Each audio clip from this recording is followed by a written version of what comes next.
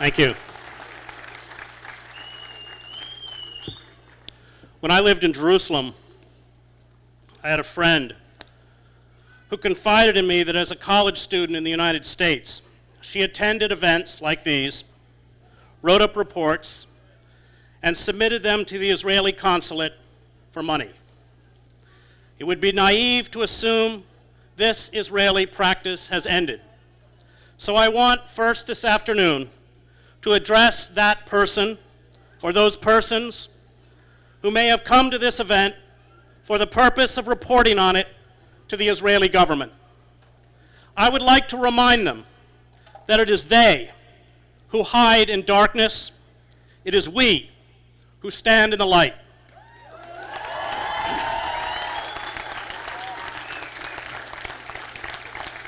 It is they who deceive. It is we who openly proclaim our compassion and demand justice for all those who suffer in Gaza and Palestine. And we are not afraid to name our names. We are not afraid to name our beliefs. And we know something that perhaps you sense with a kind of dread. As Martin Luther King said, the arc of the moral universe is long, but it bends towards justice. And that arc is descending with a righteous fury that is thundering down upon the Israeli government.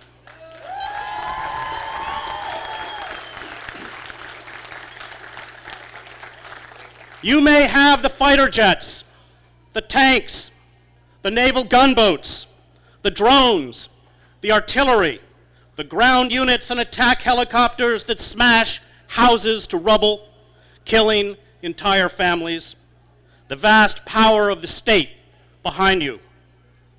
We have only our hands and our hearts and our voices, but note this, and note this well. It is you who are afraid of us.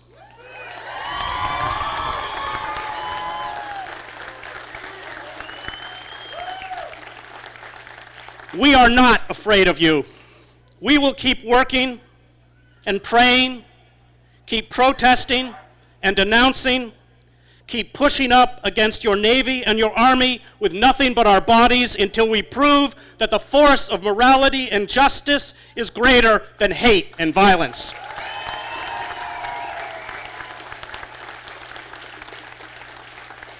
And then, when there is freedom in Palestine, we will forgive you. We will ask you to break bread with us. We will bless your children, even if you did not find it in your heart to bless the children of those you occupied. And maybe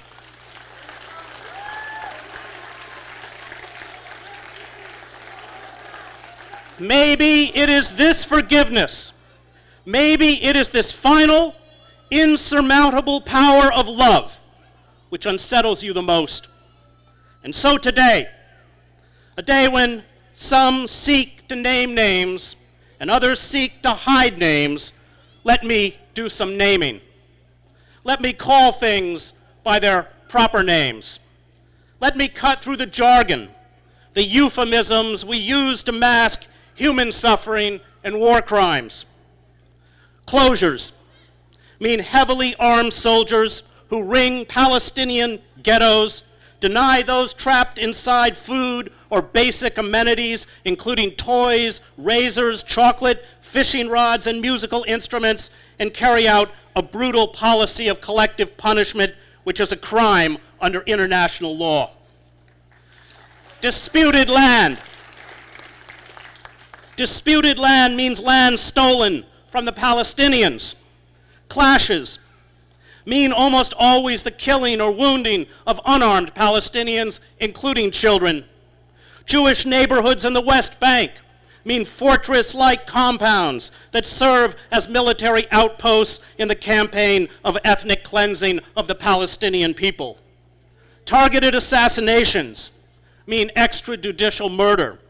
Airstrikes on militant bomb-making posts, means the dropping of huge iron fragmentation bombs from fighter jets on densely crowded neighborhoods that always leave scores of dead and wounded, whose only contact with a bomb was the one manufactured in the United States and given to the Israeli Air Force as part of our complicity in the occupation.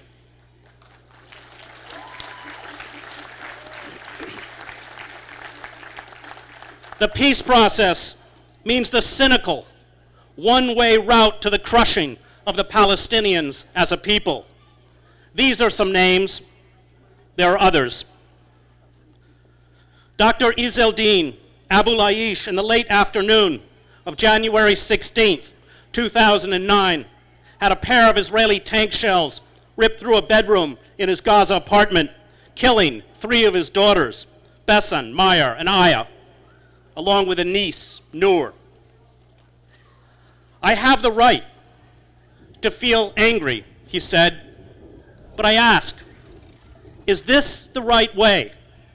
So many people were expecting me to hate. My answer to them is, I shall not hate. Whom to hate? Said the gynecologist who was born a Palestinian refugee and raised in poverty. My Israeli friends, my Israeli colleagues, the Israeli babies I have delivered. The Palestinian poet Taha Muhammad Ali wrote this in his poem, Revenge. At times, I wish I could meet in a duel the man who killed my father and raised our home, expelling me into a narrow country. And if he killed me, I'd rest at last. And if I were ready, I would take my revenge. But if it came to light when my rival appeared that he had a mother waiting for him, or a father who'd put his right hand over his heart's place in his chest whenever his son was late, even by just a quarter an hour for a meeting they'd set, then I would not kill him, even if I could. Likewise, I would not murder him if it were soon made clear that he had a brother or sisters who loved him and constantly longed to see him, or if he had a wife to greet him and children who couldn't bear his absence and whom his gifts would thrill, or if he had friends or companions, neighbors he knew, or allies from prison or hospital room, or classmates from his school asking about him and sending him regards. But if he turned out to be on his own, cut off like a branch from a tree, without a mother or father, with neither a brother nor sister, wifeless, without a child, and without kin or neighbors or friends, colleagues or companions, then I'd not add a thing to his pain within that aloneness, not the torment of death and not the sorrow of passing away. Instead, I'd be content to ignore him when I passed him by on the street, as I convinced myself that paying him no attention in itself was a kind of revenge. And if these words are what it means to be a Muslim, and I believe it does, name me too a Muslim, a follower of the Prophet, peace be upon him. My friend, the Reverend Jeremiah Wright, is not afraid to speak the truth, not afraid to tell us to stop confusing God with America. We bombed Hiroshima, we bombed Nagasaki, and we nuked far more than the thousands killed in New York or the Pentagon, and we never batted an eye, Reverend Wright said. We have supported state terrorism against the Palestinians and black South Africans, and now we are indignant because the stuff we have done overseas is now brought right back into our front yards. America's chickens are coming home to roost. Or the words of Edward Said. Nothing, in my view, is more reprehensible than those habits of mind in the intellectual that induce avoidance. That characteristic turning away from a difficult and principled position which you know to be the right one, but which you decide not to take. You do not want to appear too political. You are afraid of seeming controversial. You want to keep a reputation for being balanced, objective, moderate. Your hope is to be asked back, to consult, to be on a board or prestigious committee, and so to remain within the responsible mainstream. Someday you hope to get an honorary degree, a big prize, perhaps even an ambassadorship. For an intellectual, these habits of mind are corrupting par excellence. If anything can denature, neutralize, and finally kill a passionate intellectual life, it is the internalization of such habits. Personally, I have encountered them in one of the toughest of all contemporary issues, Palestine, where fear of speaking out about one of the greatest injustices in modern history has hobbled, muzzled many who know the truth and are in a position to serve it. For despite the abuse and vilification that any outspoken supporter of Palestinian rights and self-determination earns for him or herself, the truth deserves to be spoken, represented by an unafraid and compassionate intellectual. And some of the last words of Rachel Corrie to her parents. I'm witnessing this chronic, insidious genocide, and I'm really scared and questioning my fundamental belief in the goodness of human nature. This has to stop.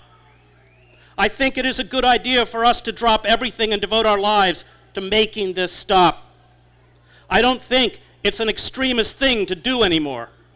I still really want to dance around to Pat Benatar and have boyfriends and make comics for my coworkers, but I want this to stop. Disbelief and horror is what I feel. Disappointment. I am disappointed that this is the base reality of our world and that we, in fact, participate in it. This is not at all what I asked for when I came into this world. This is not at all what the people here asked for when they came into the world. This is not the world you and Dad wanted me to come into when you decided to have me. This is not what I meant when I looked at Capitol Lake and said, "This is the wide world and I'm coming to it." I did not mean that I was coming into a world where I could live a comfortable life and possibly with no effort at all exist in complete unawareness of my participation in genocide. More big explosions somewhere in the distance outside. When I get back from Palestine, I probably will have nightmares and constantly feel guilty for not being here, but I can channel that into more work. Coming here is one of the better things I've ever done. So when I sound crazy, or if the Israeli military should break with their racist tendency not to injure white people, please pin the reason squarely on the fact that I am in the midst of a genocide, which I am also indirectly supporting and for which my government is largely responsible.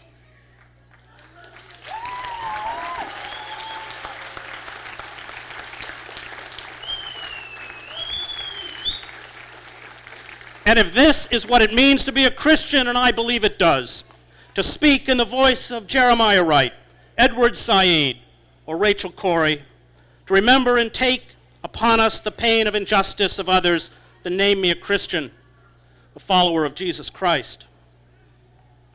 And what of the long line of Jewish prophets that run from Jeremiah, Isaiah, and Amos to Hannah Arendt, who reminded the world when the state of Israel was founded that the injustice meted out to the Jews could not be rectified by an injustice meted out to the Palestinians.